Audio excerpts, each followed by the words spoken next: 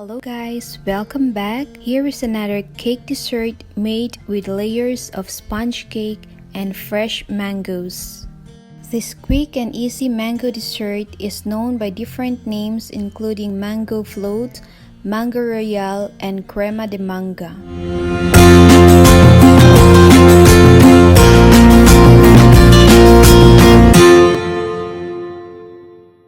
First step sa paggawa ng dessert na to is to sift all our dry ingredients. Then, ihanda natin yung ating mixer using the whisk attachment. Ngayon naman, i-separate natin yung ating egg yolks and egg whites. Yung egg whites, ilagay natin sa ating mixer dahil gagawin natin siyang meringue.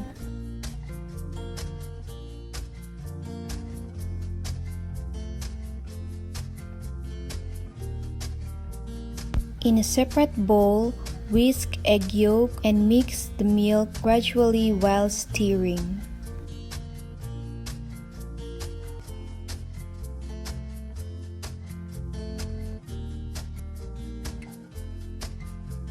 Now guys, this is optional.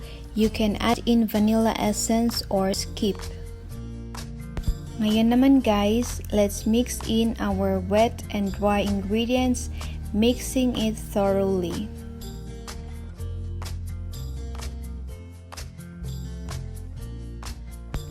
The batter is ready, so let's mix in slowly yung ating meringue.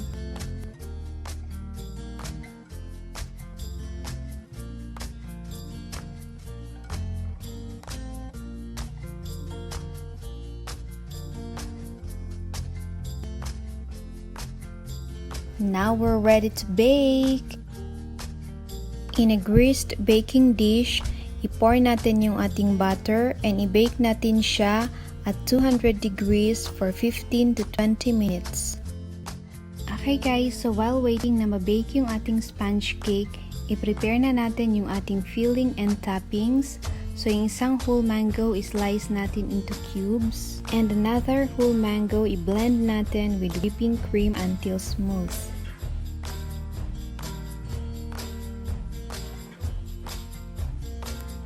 Ooh, look at that! It looks so good and smells so good. So our sponge cake is ready. We'll cut it into half.